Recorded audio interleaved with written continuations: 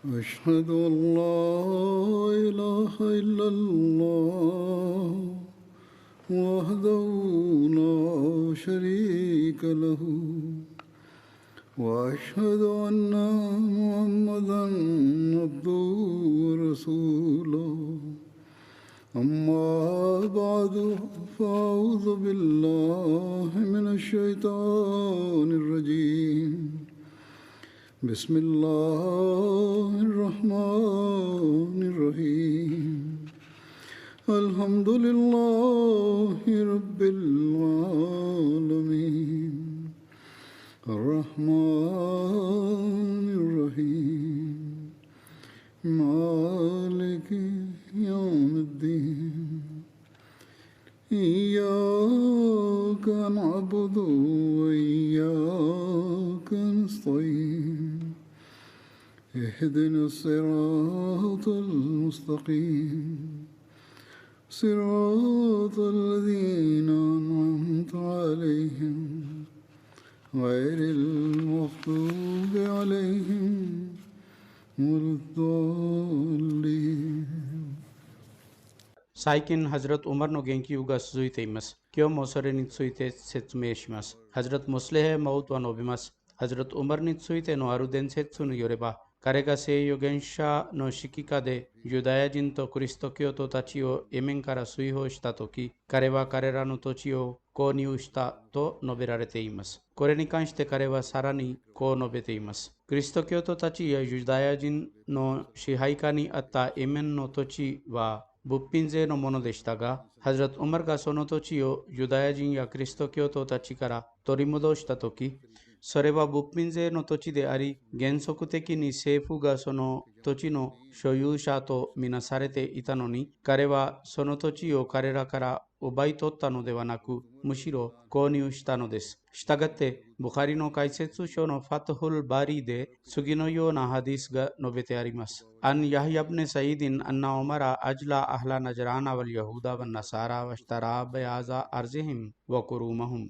すなわち、ヤヒヤビン・サイドはこのように伝えます。ハズラト・ウマルはナジラーンの多神教徒たちとユダヤ人とクリスト教徒たちをそこから追放し、彼らの土地と果樹園を購入したと。明らかにユダヤ人の土地は10分の1税であるべきではない。なぜならば、10分の1税である場合、その所有者はイスラム教徒の誰かになるからです。したがって、インドの土地が物品税の土地とみなされるように、それは確かに物品税の土地だったので、ユダヤ人からそれを購入した可能性はなかった。しかし、ハズラト・ウマルはそれを物品税のものと宣言し、政府をその所有者にすることによって、それを押収していなく、むしろそれを購入したのです。この土地は物品税のものでもなく、10分の1税にもならず、他の種類に属する可能性があるという人もいるかもしれないが、この考えは馬鹿げており、イスラム法の無知の兆候だろう。イスラム教には、個人の誰もが所有していない役に立たない土地を除いて、10分の1税または物品税の土地以外のいかなる土地もありません。したがって、ユダヤ教徒、キリスト教徒や多神教徒であるナジャランの人々の土地は、物品税か10分の1税のいずれかであったに違いありませんが、どちらの場合も、ハズラト・ウマルは彼らを所有者とみなして、彼らからその土地が購入されたのです。ハズラト・ムスレヘ・マウドは、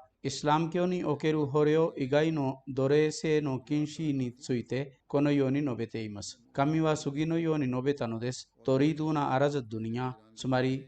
イスラム教徒たちよ、あなたたちは他の人々のように違法人を捕らえることによって自分の力や強さを高めたいのですか？ワッラーホヨリドルアヘラ。神はあなたたちが世界に従うことを望んでおらず、むしろ彼が望んでいるのは最終的にあなたたちにとって最良であり、来世においてあなたたちが神の喜びと満悦さに値することができる命令にあなたたちを従わせることです。そしてあなたたちのために神の喜びかつ結果として最良なる命令はあなたたちが戦争中に捕虜にされた者を除いて誰も捕らえてはならないということです。言い換えれば、イスラム教では捕虜以外のいかなる方法によっても囚人を捕らえることは許されていない。この命令は初期のイスラム教では厳密に守られていました。ハズラット・ウマルのヒラファット時代にかつてイエメンの人々からの代表団が彼のところにやってきてこのように訴えました。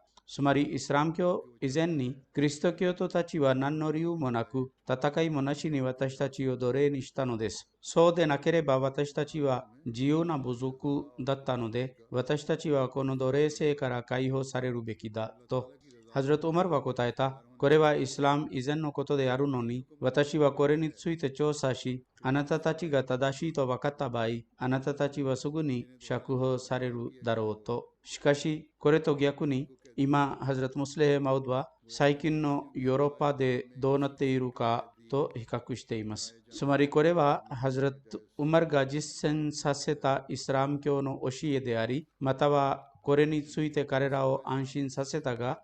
これと逆に最近ヨーロッパではどのように起こっているのでしょうか。ヨーロッパは自分の貿易と農業を促進するために19世紀初頭まで奴隷制を続けてきたのです。イスラムの歴史からある非イスラム的な奴隷制が知られていることも確かですが、奴隷たちを通して国民的、商業的や産業的に開発する痕跡はありません。イスラム教の中でそのような概念はありません。かつてハズラト・ウマルの時代に非常に深刻な飢饉があった。そしてメディナとその周辺には深刻な飢饉が起こった。強い風が吹いたとき、灰のような埃が飛んでいたので、その年はアームルレマダ、つまり灰の年と名付けられた。アウフ・ビン・ハリスは父親によって次のように伝えます。つまり雨が降らなかったため、地球全体が灰のように黒くなったので、その年はアームルレマダ、すなわち灰の年と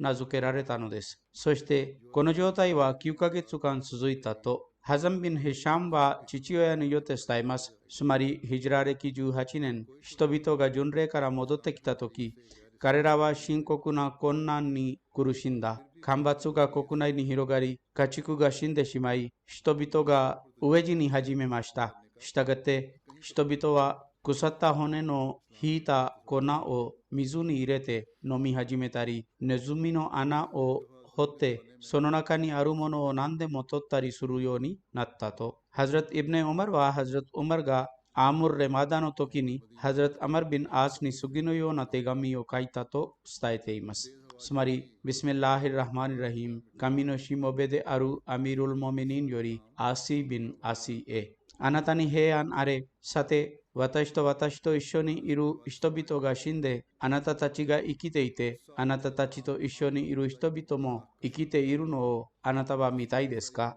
助けてくれる人はいますか？したがって彼はそこに3回、助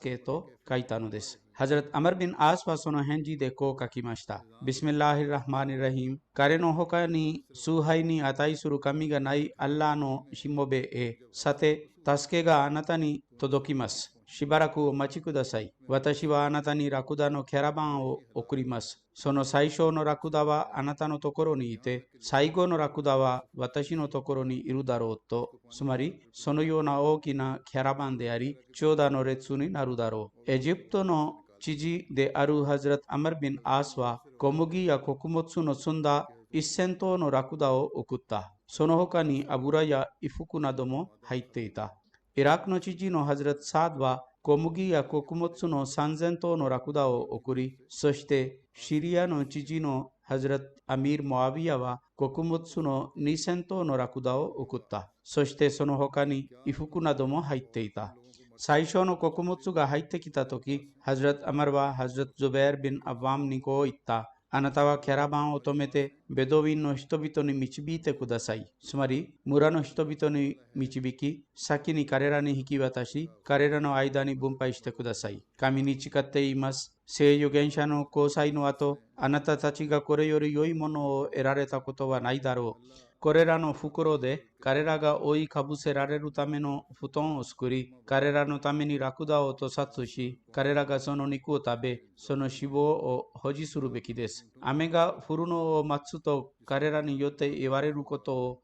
あなたは待ってはいけない。アッラーが彼らのために豊かさを命じるまで、彼らは小麦粉で料理を作ったり、それを保存したりするべきです。つまり一部を作って食べ、一部を保存するべきです。ハズラト・ウマーは食事を準備してもらい、そして彼の発表者は次のように発表していた。つまり、食事に会いたい人は誰でも食事をしたいなら、ぜひそのようにするべきです。そして自分自身と家族のために十分になる食事を望む人は誰でもここに来てそれを持っていくべきだと。ハズラト・ウマーは人々にサリード、つまりパンを割ってスープに入れてできた食べ物を食べさせていた。これはすぐに鍋で調理されたオリーブカレーとパンでした。ラクダが屠殺されていた。ハズラト・ウマーもすべての人々が食べていたように彼らと一緒に食べていました。アブドゥッラビン・ゼイド・ビン・アスラムは自分の祖父によって伝えます。ハズラト・ウマーは絶えず断食していた。アームル・レマタの時代に夕方にオリーブオイルと混ぜられたパンがハズラト・ウマーに持ち来られていた。人々はラクダを屠殺して人々に食べさせた。彼らはその上質な部分をハズラト・ウマーのために保存した。その部分がハズラト・ウマーに運ばれたとき、その中にコブの肉とレバーのピースがあった。ハズラト・ウマーはこれらがどこから入ってきたのかと尋ねたとき、アミルル・モミニンよ、それらは私たちが今日屠殺したラクダからのものだと答えられた。彼はこう言いました。悲しいかな。もし私がその高品質の部分を自分で食べて、人々にその低品質の部分を食べさせるならば、私はなんて悪い保護者だろう。このお椀を下げて、私のためにこれ以外の食事を持ってきてくださいと。したがって、パンとオリーブオイルが運ばれた。彼は自分の手でパンを割ってサリードを作った。それから彼は自分の奴隷にこう言った。ヤルファよ、このお椀を砂漠でのああいう家族に持って行ってください。砂漠もハズラト・ウマーが所有したメディナ近くの夏目ヤシの果樹園でした。彼はその果樹園を捧げていた。彼は言った。つまりハズラト・ウマーがこう言いました。私は3日間彼らに何も与えていません。そして彼らは空腹だろうと私は思います。これを彼らの前に出してくださいと。ハズラト・イブネ・ウマーから伝えられています。飢饉の時代にハズラト・ウマーはそれまでしていなかった新しいことを行い始めた。そしてそれは彼が人々にイシャーの礼拝を指導してから自分の家に入り、夜の終わりまで礼拝をし続け、それから彼は外に出てメディナを歩き回っていたということでした。ある夜、夜明けの時、私は彼がこのように言っているのを聞いた。つまり、アッラーフマラタジャルハラカウマテムハンマディンアラヤダイ。すなわち神よ、私の手でムハンマドサララホアライワサラムのウンマを破壊しないでくださいと。ムハンマド・ビン・ヤヒヤ・ビン・ハバンは語ります。飢饉の時代にかつて脂肪に浸されたパンがハズラト・ウマーに出されていました。彼は一人のベドウィンを自分のところに呼び、彼は彼と一緒に座って食事をし始めた。彼は急いでお椀の端から脂肪を取っていたので、ハズラト・ウマーは彼に、あなたは脂肪を見たことがないかのように食べていると言った。彼はこう答えた。確かに私は何日間も油やオリーブを食べたことはないし、それらを食べていた人を見たこともないと。これを聞いたハズラト・ウマーは、人々が以前と同じように幸せになるまで自分がお肉も油も味わわないように誓いを立てた。イブネ・タウスは父親によって伝えます。ハズラト・ウマーは人々が幸せになるまでお肉も油も食べなかった。そして油などを食べずオイルしか食べていなかったため、彼のお腹はゴロゴロしていた。彼は自分のお腹に話しかけてこう言っていた。ゴロゴロしていなさい。神に誓っています。人々が幸せになり、以前と同じように食べ始めない限り、あなたは何ももらえないと。アヤス・ビン・カリファは語ります。飢饉の年に私はハズラト・ウマーを見たとき、以前は肌の色が白だったのに、彼は肌の色が黒くなっていた。私たちはそれはどうして起こったかと尋ねたら、伝説者はこのように教えた。ハズラット・ウマルはアブラとミルクを使っていたアラブ人でした。人々が飢饉に襲われたとき、彼は人々が幸せになるまでそれらのものを自分自身に禁じたのです。ハズラット・ウマルは食事にオイルを使っていたので、それによって彼の肌の色が変わり、そして空腹を抱えたとき、彼は肌の色がさらに変わりましたと、オサマ・ビン・ザヤド・ビン・アスラムは自分の祖父によって伝えます。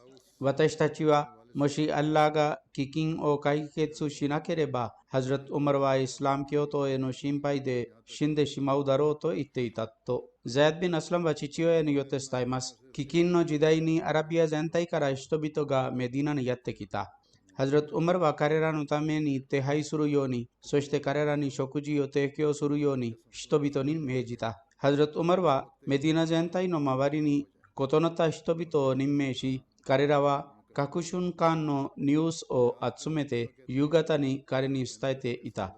つまり朝から晩までのニュースが彼に持ち来られ、それらのニュースが彼に届けられていた。メディナのさまざまな場所にベドウィンの人々が来ていた。ある夜、人々が食事を終えた後、ハズラット・ウマルは私たちと一緒に食事をした人々を数えてくださいと言った。したがって、彼らを数えると、それらは7000人近くでした。それから彼は来なかった人々を呼び病人や子供たちも数えるように言った。数えられたとき、それらは4万人でした。数日後、その数が増えた。再び数えられたとき、彼と一緒に食事をしていた人々の数は1万人で、他の人々の数は5万人でした。アッラーが雨を降らせるまでこのように行われ続いていた。雨が降ったとき、私はハズラット・ウマルが自分の代理人にすべての人々のそれぞれの地域への帰還を手配し、彼らに穀物と乗り物も提供するように命じたのを見た。伝説者は言います。ハズラット・ウマル自身がそれらの人々を見送るために来ていたのを私は見たと。状況が良くなったとき、周りからの人々が上にうんざりして町にやってきており、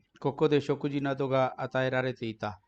雨が降って状況が良くなり、農業などができるようになったとき、彼は戻って頑張って自分の畑を工作してくださいと言った。タブリの歴史書では、この飢饉の終わりについてある人が夢を見たと述べられています。それによれば、聖預言者は祈りに注意を向けたのです。したがって、ハズラット・ウマルはイスティスカーの礼拝、つまり雨を求めて祈る礼拝が行われることを人々の間で発表してもらった。ハズラット・ウマルはこのように言った。災難がその最高潮に達し、インシャアラ、もうすぐ終わります。祈りの機会が得られた民族は誰でも、彼らはもう災難から救われたと思うべきです。彼は他の都市の知事たちにこのように手紙を書いた。つまりあなたたちがメディナとその周辺の神のしもべたちのためにイステスカーの礼拝を行ってください。なぜならば彼らは災難が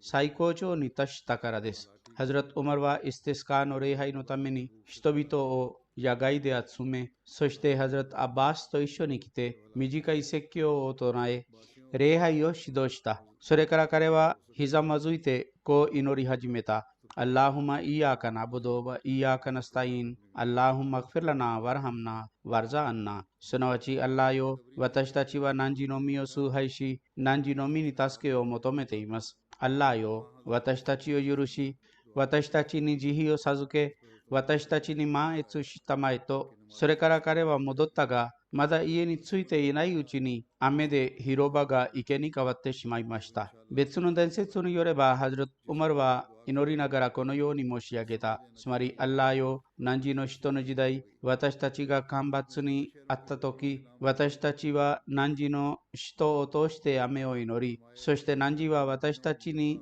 雨を降らせてくれたのです。今日、私たちは汝の人のおじを通して汝に祈っています。したがって、汝は私たちのこの飢饉を終わらせ、私たちに雨を降らせたまえと。したがって人々はまだ彼らの場所を離れていないうちに雨が降り始まった。マスジッド・ナブウィの中でいつからマットを敷くようになったかについて、アブドゥラ・ビン・イブラヒムによってこのように言及されています。当初は人々が何もなしで礼拝をしていた。つまり床や土の場所で礼拝を行い、そして額に埃がついていたのです。それからマットを敷く習慣になった。これについてのアブドゥラ・ビン・イブラヒムからの伝説がこのようにあります。最初にマスジド・ナビでマットを敷いたのはハズラト・ウマル・ビン・カッターブでした。以前は人々はサジダから頭を上げたときに自分の手を拭き取っていた。したがってハズラト・ウマルはマットを敷くように命じ、それらはアキークから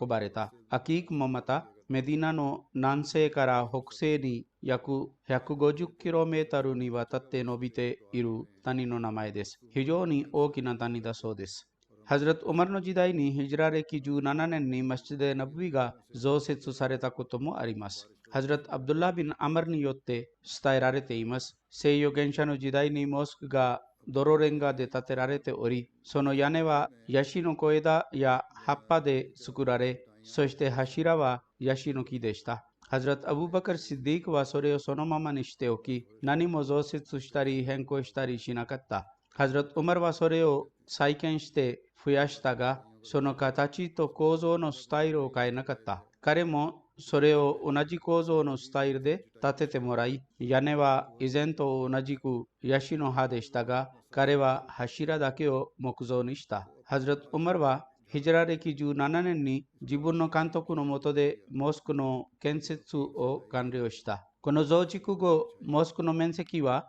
100×100 ザラ、つまり 50×50 メートルから 140×120 ザラ、つまり 70×60 メートルに増加した。この伝説によれば、ハズラト・アブバカルの時代において、マスジド・ナブウィが西洋原者の時代と同じままであったが、ハズラト・ウマルの再建によって大幅に建て増やされたということが示されています。アブ・サイド・クドリは伝えます。ハズラト・ウマルはマスジド・ナブウィを再建し、人々を雨から救うために手配をするように命じたが、赤や白の装飾を避け、そのような装飾こそは人を苦難に陥れるのだと言った。ハズラト・ウマルは倹約を使用し、西洋原者の祝福された時代と同じスタイルでモスクを建てた。モスクを増設するとき、彼は北、南と西側の隣接した家を取得しなければなりませんでした。一部の人々は自分の土地を喜んでモスクに寄付しました。そして一部の人々と納得や経済的説得に頼らなければなりませんでした。このようにして彼は一部の土地を購入してモスクに追加する必要があった。国勢調査の習慣もハズラト・ウマルの時代に始まったが、彼がそれを実施し、食料の配給制度も決定された。この点でハズラト・ムスレヘ・マウドは、イスラム政府がどのように運営され、どのような変化が起こったか、行政問題でどのような新しいことが始まったかについて述べたのです。彼はこう述べています。西洋原者がメディナに来臨したとき、最初になされたことは、財産所有者を非財産所有者の兄弟にすることでした。アンサーが財産を所有していて、モハジルは財産を持っていなかった。西洋原者はアンサーとモハジリンの間に兄弟関係を確立し、財産のある者一人ずつと財産のない者一人ずつを結びつけました。そしてこのことにおいて一部の人が非常に誇張したので、財産は別として、妻が2人いる人々の一部は自分が一人の妻を離婚することを兄弟に結ばれたモハジルの人に申し出て、彼が望めば彼女と結婚することができると提案したのです。これは西洋原者がメディナに来てからすぐに確立した平等の最初の例でした。なぜならば、政府の基盤は実際にメディナで設定されたからです。当時は富が少なく、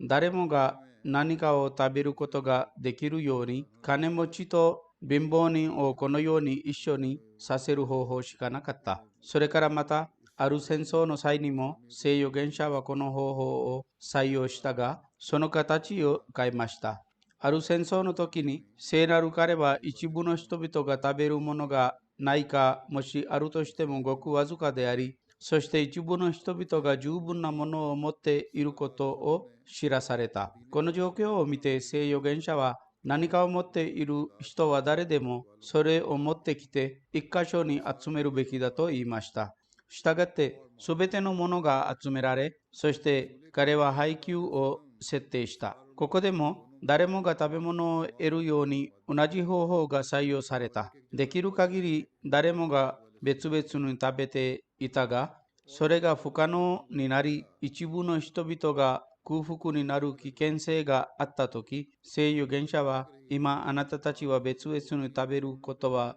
許されず、誰もが一箇所から平等に食べ物を得られるべきだと言いました。これは機械の妥当性に基づいて決定されたのですが、社会主義や共産主義のイデオロギーが確立されたわけではなかった。とにかく、サハバたちは言います。私たちは聖預言者のこの命令に非常に厳密に従い、私たちがたとえナツメヤシの実1個さえ持っていても、それを食べるのは非常に不誠実だと思い、それを保管所に収めるまで落ち着かなかったと。これは聖預言者が示した2番目の例でした。状況が悪くなっていた限り、このように行われていて、このような例を彼が確立したのです。それからまた、聖預言者の時代に富も入ってきて、神はイスラム教のために宝の口を開いてくれた。しかし、神はそれに関する詳細なシステムが聖預言者の後に発行されることを望んだのです。なぜならば、それが聖預言者の特徴であり、他の誰もがそれを発行し得ないと人々によって言われないためであったからです。富が入ってきたとき、古いシステムが実施されたが、後ほど神はそれが発行される手配をしました。それはどのようであったかについて彼はこう述べています。したがって、一方ではアッラーが聖預言者の手によって一つの例を確立し、他方ではメディナに着いたとき、アンサールはすぐに自分の財産をモハジリンに提供しました。モハジリンはこう言いました。私たちはこれらの土地を無料で受け取るつもりではありません。私たちは小作人としてこれらの土地で働き、そしてあなたたちの分け前をあなたたちに与えるだろうと。しかしこれはモハジェリンの方からの自分の願望の表現でしたが、アンサールは自分の財産を与えることを躊躇しませんでした。それはまるで政府が配給を与えるかのようであり、誰かがそれを受け取らない場合、政府が非難されるべきではなく、政府が配給を決めたが、それを受け取るかどうかは相手の意思であると言われるだろう。同じようにアンサールは全てを与えましたが、モハジェリンがそれを受け取らなかったのは別の問題です。要するに、聖預言者は自分の生涯でこの仕事を始めたのです。したがって、バーレーンの国王がイスラム教徒になったとき、聖なる彼は彼にこのように指示しました。つまり、生計を立てるためにいかなる土地も持たないあなたの国の人々に、彼らが空腹で裸にならないように、そして生計を立てるために、それぞれに4つのディルハムと衣服を与えてくださいと。それからイスラム教徒たちに富が入ってくるようになった。イスラム教徒たちが少なく富が多かったため、当時は新しい法律を使用する必要はなかった。なぜならば、目的が達成されていたからです。原則として、危険がある場合は法律を発行し、危険がない場合は政府が法律を発行するかどうかが許可されているということです。さて、別のことが途中で出てきたが、私が言いたくて説明し始めたことは、聖預言者の後どのようにこのシステムが発行されたかということです。聖預言者が亡くなり、イスラム教徒が世界のさまざまな地域に広がり始めたとき、違法民族もイスラム教に加わった。アラブ人は一つのグループや一つの民族の形をしていて、彼らはまた自分の間で平等も維持していたが、イスラム教がさまざまな地域に広がり、異なった民族がイスラム教に改宗し始めたとき、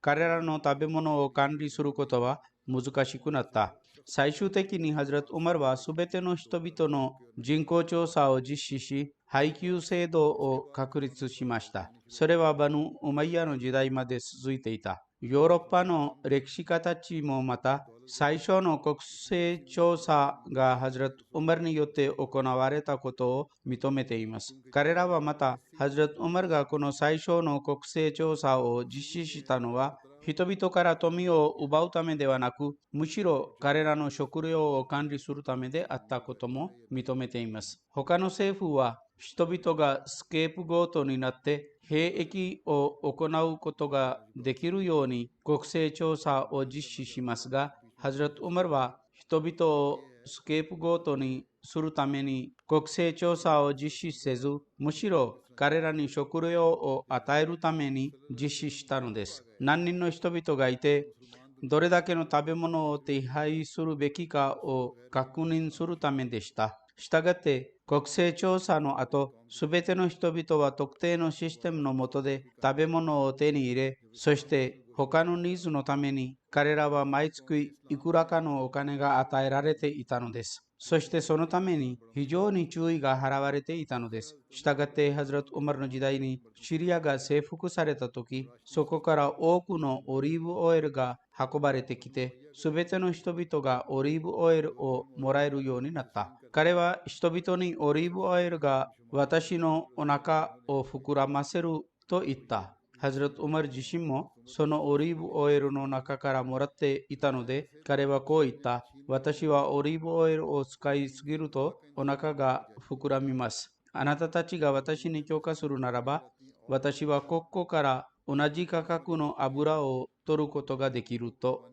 つまり、オリーブオイルの価格と同等な価格の油を取ります。なぜならば、オリーブは私の健康にとって良くないからだと。とにかく、これは人々のニーズを満たすためにイスラム教で取られた最初のステップでした。そして明らかにこのシステムが確立されれば、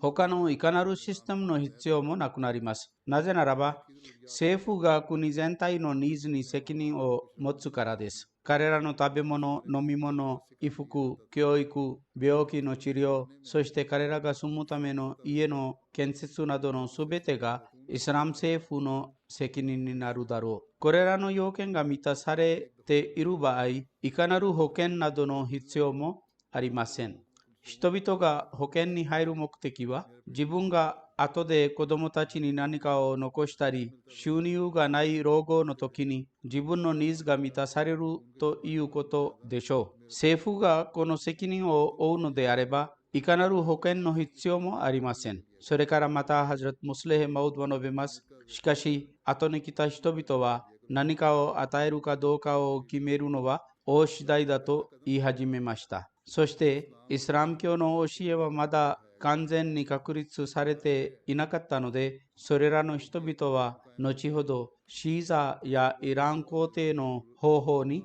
傾倒した。つまり、他の王たちが行っていた方法がまた使用されるようになった。イスラム政府のすべての人々への食べ物と衣服の提供について、ハズラット・ムスレヘ・マウドはさらにこう述べています。イスラム政府が財産の所有者になったとき、それはすべての人に食べ物と衣服を提供した。したがって同じものが語られています。つまり、ハズラット・ウマルの時代にシステムが完成された当時、イスラム教の教えのもとで全ての人間に食べ物や衣服を提供することは政府の責任であり、それは責任を持ってこの義務を果たしていた。ハズラット・ウマルはこの目的のために国勢調査法を発行し、すべての人々の名前が登録されている登録簿を作った。前にも語られたように、ヨーロッパの学者たちもハズラット・ウマルが最初の国勢調査を実施し、登録簿の方法も彼が発行したことを認めています。この国勢調査の理由は、誰もが食べ物と衣服を与えられるということであり、政府はこの国に何人の人々がいるかを知る必要がありました。今日、ソビエト・ロシアが貧しい人々に食べ物と衣服を提供していると言われていますが、この種類の経済システムがイスラム教によって最初に導入され、そしてハズラト・ウマルの時代に実践的にすべての市町村の人々の名前が登録簿に入力されていました。すべての人々の妻と子供たちの名前やその人数が記録されており、少し食べる人々も生計を立てることができ、そして多く食べる人々も自分の望み通りに食べられるように、一人一人に食事が制限されていた。歴史書によれば、ハズラト・ウマルが最初に下した決定において、母乳育児をしている子供たちに気を使わず、母親が子供たちを離乳させてから、彼らが穀物などの形で援助を得始めていた。私がこの前の説教で語ったように、ある夜、ハズラト・ウマルが人々の状況を知るために巡視していたとき、ある家の中から子供が泣いている音が聞こえた。ハズラト・ウマルはそこでとどまったが、子供は絶えず泣き続け、母親が軽く叩いて彼を寝かせようとしていた。かなり長くなったとき、ハズラト・ウマルはテントの中に入ってその女性に、なぜ子供に母乳を与えませんか？彼は長い間泣いているのに、と言った。その女性は彼を認識せず、誰か一般の人だと思った。したがって女性はこう答えた。あなたはウマルが母乳育児をしている子供は穀物をもらえないと決定したことはご存知ではありませんか？私たちは貧しくて貧困の中で暮らしているので、私はここからこの子供の穀物がもらえるように彼を離乳させたのだ。今彼が泣くのであれば、そのような法律を作ったウマルのせいで泣いてもいいのだと、ハズラト・ウマルはすぐに戻ってきた。そして途中で悲しくなってこう言っていた。ウマルよ、あなたはこの法律によってどれほどのアラブの子供たちを離乳させ、次の世代を弱体化させたのかわからないのだ。今、それらのすべての罪はあなたのせいであると、このように言いながら、彼は倉庫に来てドアを開けて小麦粉の一つの袋を自分で背負った。誰かが私がこの袋を運ぶと言ったが、ハズラト・ウマルはこう答えた。いいえ、それは私のせいであり、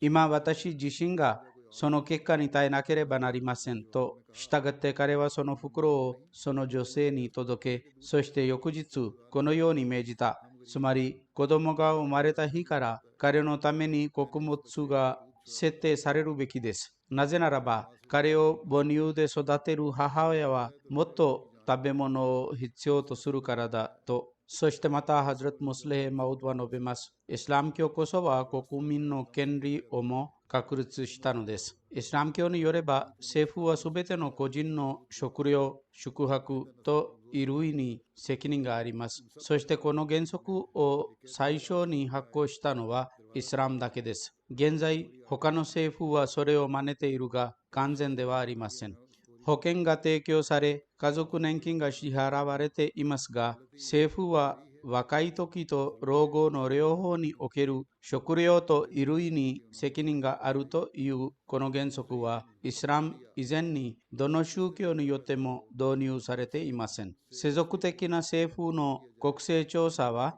税金を徴収するため、または軍の採用の場合、何人の若者を見つけることができるかを調べるために行われていますが、ハズラト・ウマルの時代にイスラム教が実施した最初の国勢調査は、すべての人々に食料と衣類を提供するために行われた。税金を徴収するため、または必要がある場合、軍のためにどれほどの若者が見つけられるかを調べるためではなく、むしろすべての人々に食べ物と衣類を提供するためだけでした。聖預言者の時代においても国勢調査が行われたことは間違いありませんが、当時のイスラム教徒たちはまだ統治を取得していなかったので、その国勢調査の目的は単にイスラム教徒の数を決定することでした。イスラム政府の時代における最初の国勢調査はハズラト・ウマルの時代に行われ、そしてすべての人々に食べ物や衣服を提供するために行われたのです。世界で平和を確立するために、これはなんて素晴らしくて重要なものでしょう。申し込めば検討されるだろうと言われることがあります。しかし、申し込みが要求されてから検討されることは、すべての人のプライドによって容認されることではありません。ですから、イスラム教は食品と衣類は政府の責任であるという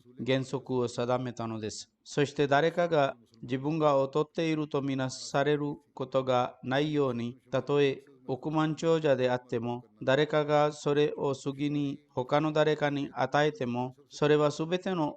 金持ちと貧乏人が与えられるべきです。金持ちがそれを与えられたとき、金持ちが経験である限り、彼はそれを自分で利用する代わりに貧しい人々に与えるだろう。ハズラト・ウマルの時代に国々が州に分割された。ヒジラ歴20年、ハズラト・ウマルは管理上の問題を容易にするために占領国を8つの州に分割した。第1はメッカ、第2はメディナ、第3はシリア、第4はアルジェリア、第5はバスラ、第6はクーファ、第7はエジプト、そして第8はパレスチナ。それから彼の時代に相談会議が設定され、その両方のグループ、つまりモハジェリンとアンサーのメンバーが常に相談会に参加しなければなりませんでした。アンサーはまた、アオスとハズラジの2つの部族に分かれており、したがってその両方の部族も相談会に参加しなければなりませんでした。その相談会に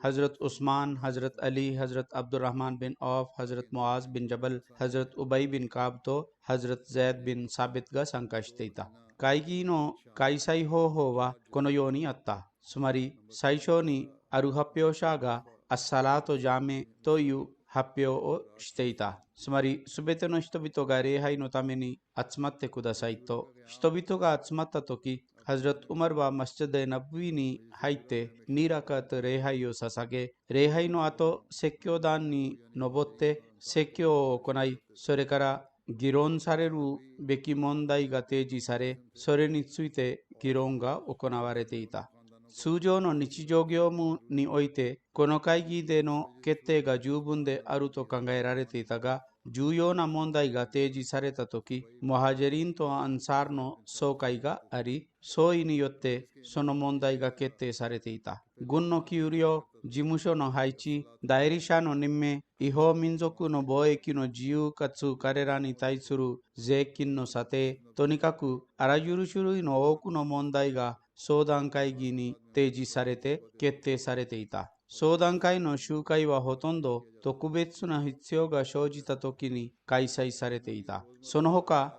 別の集会があって、その中で毎日の手配やニーズについて話し合っていた。この会議は常にマスジド・ナビで行われ、モハジェリンとアンサーだけが参加していた。ハズラト・ウマルはこの会議でヒラファトの法廷に届いた州と地区からの毎日のニュースについて語り、何か議論されるべき問題があれば、それについて人々から意見が求められていた。相談会のメンバーたちのほか、一般市民は行政問題に干渉することが許されていた。州や地区の知事がほとんど一般市民の同意によって任命され、むしろ時には選挙の方法が実施されることもあった。クーファ、バスラとシリアで役員が任命されたとき、ハズラト・ウマルはその3つの州にも彼らの選択によって最も誠実で有能な人を一人ずつ選んで送るように命令を送った。役員たちの任命と彼らが与えられた指示、つまりハズラト・ウマルはどのような指示を与えたかについてこのように述べています。重要な仕事の役員たちは相談会によって任命され、メンバーたち全員が同意したものが選ばれていた。時には州や地区の知事により有能な人を選択して送るように命じ、従ってそれらの選ばれた人々を役人に任命していた。ハズラト・ウマルは役員たちへのより高い給料を設定しました。このことにおいても、人々が正直に、そして世俗的な欲望なしに自分の義務を果たすことができるように大きな知恵がありました。ハズラト・ウマルは役員たちにこのように忠告していました。つまり、用心してください。私はあなたたちをアミールや厳格な者として派遣したのではなく、むしろ人々があなたに従うようにイマームとして派遣したのです。イスラム教徒たちへの権利を果たし、彼らを屈辱させるように彼らをオーダーしてはいけない。つまり、懲罰を与えるのではなく、むしろ彼らの権利を払うように努めるべきです。誰かが苦難に陥るように、彼を不必要に称賛してはいけない。弱肉強食のようにならないように、自分のドアを彼らに対して常に閉めておいてはいけない。自分自身を誰よりも優先しないでください。それは彼らにとって不当になります。代理人に任命された人はこのように宣誓をしていた。つまり、彼はトロコの馬に乗らない、薄い生地を身につけない、こされた小麦粉を食べない、ドアに門番を任命しない、必要者のために常にドアを開いたままにするだろう。これらの指示はすべての代理人のためのものであり、人々の中で読まれていた。代理人に任命された後、彼らの資産が調査されていた。代理人の財政状態に異常な繁栄があって、彼はそれについて満足させることができない場合、彼が捕らえられ、余剰の富が国庫に預けられていた。代理人たちが巡礼の際に必ず集まるように命じられていた。そこで公判が行われ、誰かが代理人に対する苦情があった場合、それは直ちに解決されていた。代理人に対する苦情が提示され、それらの調査に関する役職もあり、それに偉大なサハバたちが任命されており、彼らは調査に行き、苦情が真実だと判明された場合、代理人が捕らえられていた。代理人に対する苦情及びハズラト・ウマルの態度に言及しながら、ハズラト・ムスレー・マウドはこのように述べます。ハズラト・ウマルに関する事件があります。クーファの人々は非常に反逆的であり、彼らは常に彼らの役員たちに対して、あの裁判はこのようなものであり、あの人はこういう欠陥があり、あの人はああいう欠点があると苦情を言っていた。ハズラト・ウマルは彼らの苦情により、当局者を変えていた。つまり、その役員の代わりに別の役員を派遣していた。一部の人々はハズラト・ウマルに、この方法が適切ではなく、あなたがこのように交代させたりする場合、彼らは苦情を言い続けるだろう。ですから、あなたはしばしば役員を変えない方がいいと申し出たが、ハズラト・ウマルはこう答えた。つまり、私はクファの人々自身が疲れるまで役員を変え続けるだろうと。このようにしてしばらくの間、彼らから苦情が絶えずに寄せられていたとき、ハズラト・ウマルは、今、私はクファの人々たちを正す者を彼らの知事として派遣するだろうと言った。その父は19歳の若者でした。つまり、彼らを正すためにハズラト・ウマルが派遣した者は19歳の者であり、アブドゥラハマン・ビン・アビ・レラという名前でした。クーファの人々は19歳の少年が知事として彼らに来るのを知ったとき、彼らはみんな一緒になって彼をからかってみようと言った。クーファの人々はすでに邪悪でいたずらだったので、彼らはローブを身につけた70歳、80歳と90歳の偉大な長老たちを集め、町のすべての人々がこれらの老人たちと一緒にアブドゥラハマンを歓迎するように行き、そしてからかいながら、あなたは何歳ですかと質問することを決めた。つまり彼にその年齢を聞くだろう。そして彼が答えると、彼を笑ったりからかったりして、このような少年が私たちの知事になったのだと言うだろう。したがって、この計画に従って、彼らは彼を迎えるために町から2、3マイル出てきた。他方、ロバに乗ったアブドゥラハマン・ビン・アビ・レラも出てきた。クーファの人々は列に並んで立っており、老人の首長たちは最前列にいました。アブドゥラハマン・ビン・アビ・レラが近づいたとき、彼らは彼にこう尋ねた。あなたが私たちへの知事として送られ、アブドゥラハマンはあなたの名前ですか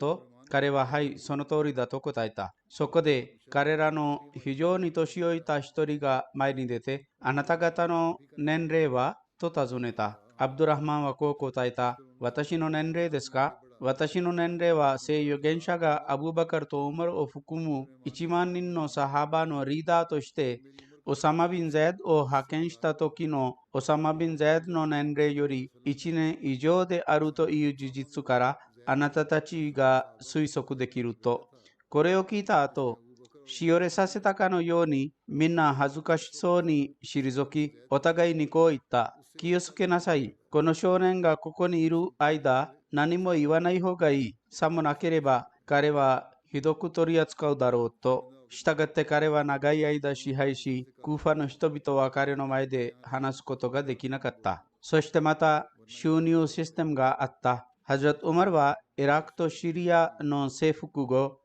税務行政に注意を払った。王たちが地元の人々から強引に奪い取り、帝信や貴族に与えた土地は地元の人々に返還されました。同時に、ハズラット・ウマルはこれらの国々に広がっているアラブ人が工作をしないように命令を出しました。つまり、アラブの人々は工作をしないだろう。その利点は、アラブ人が地元の人々の農業体験を知らなかったということでした。地域ごとの独自の農業方法があるため、外部から来た人々は工作せず、むしろ農業は地元の人々によって行われるように命じられたのです。税金は最初に強制的に人々から取られていた。ハズラット・ウマルは税法を制定した後、徴税の方法も和らげ、新しい修正を加えた。人民たちにはとても思いやりがありました。徴税されたとき、誰かが不当に扱われていないかを定期的に確認していた。ゾロアスター教徒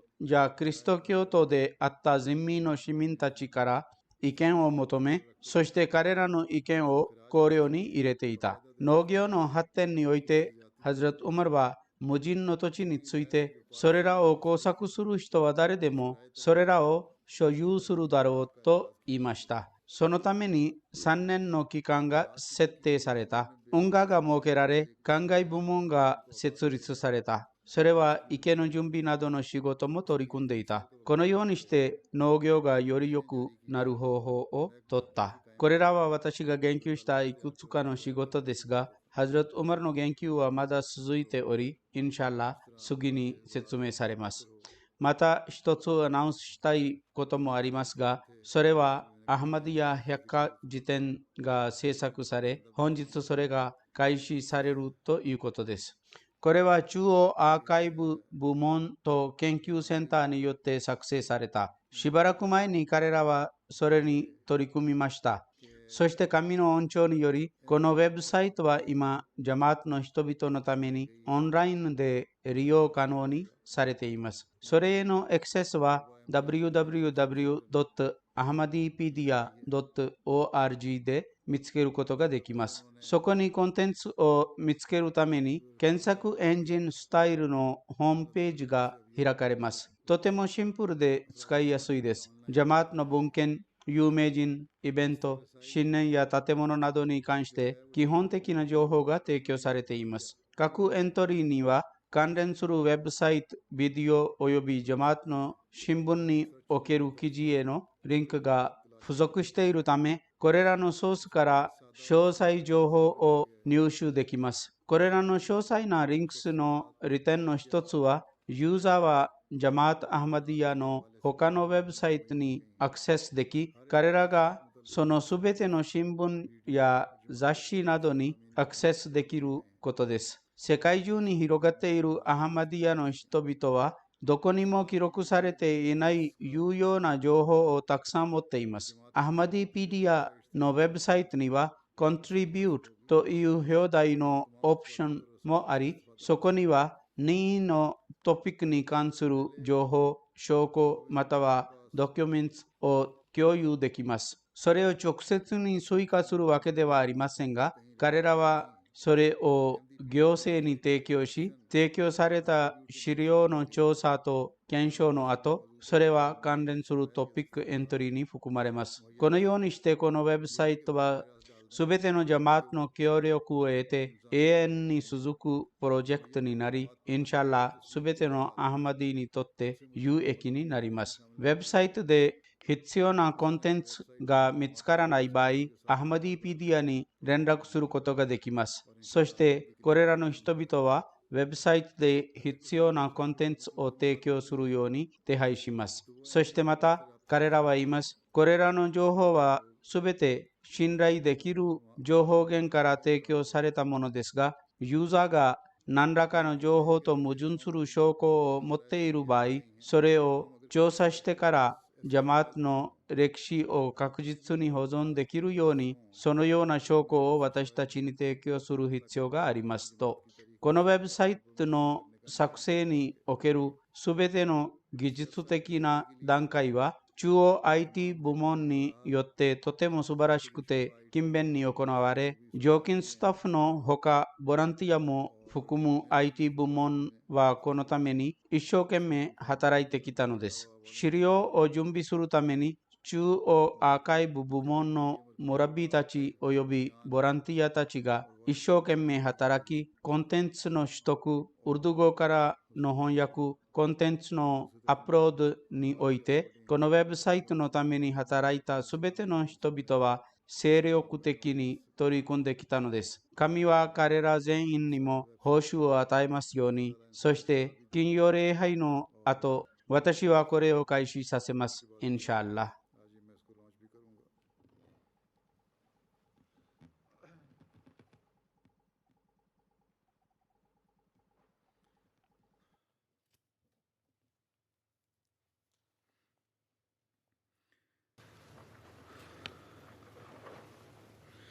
الحمد لله الحمد لله نحمده ونستعينه ونستغفره ونؤمن به ونتوكل عليه ونعوذ بالله من شرور أنفسنا ومن سيئات أعمالنا من يهده الله فلا مضل له ومن يضلل فلا هادي له ونشهد أن لا إله إلا الله ونشهد أن محمدا عبده ورسوله عباد الله رحمكم الله إن الله يأمر بالعدل والإحسان وإيتاء ذي القربى